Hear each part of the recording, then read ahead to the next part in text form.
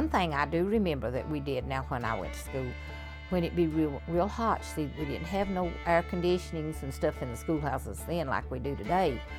And in the evenings before school would turn out, the teachers would let us go.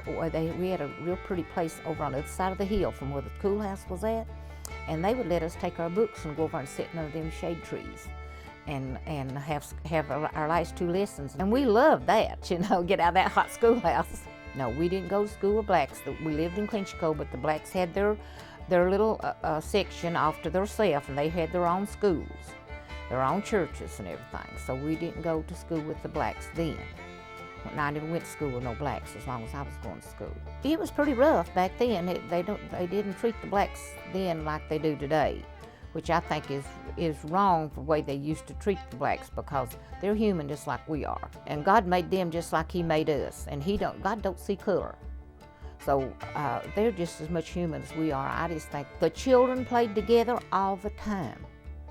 The little section that the blacks had was began right at a section where the white people's section began too, and they played marble and they played games, they played ball, and they did all that stuff together. They never fit and they never had no fights or nothing. They got along real good. They just didn't go to school together. But you know, every place may not be like was from Clinchco, the town I was raised up in. All the towns are not, probably is not like that, but that was the way all the people was there that lived there. They worked together and they played together. See, the men worked in the mines right beside the white men, the black men did, and the children all played together too. And me and Dad used to go up in, we called it the colored holler then.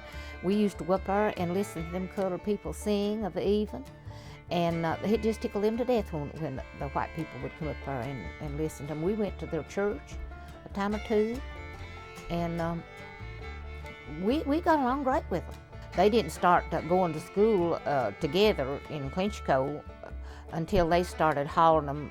They had to branch them off and send part of them to Irvington and part of them to Clinchco to make room for them all. I think it must have been around 39 or 40.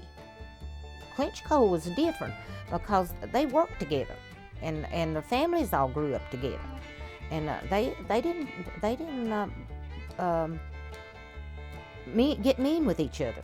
They respected each other, the blacks and the whites did over there. No, they didn't. No, they weren't prejudiced at all about the blacks and the whites, or the blacks coming to their churches. The white people wasn't. They let anybody come that wanted to serve God.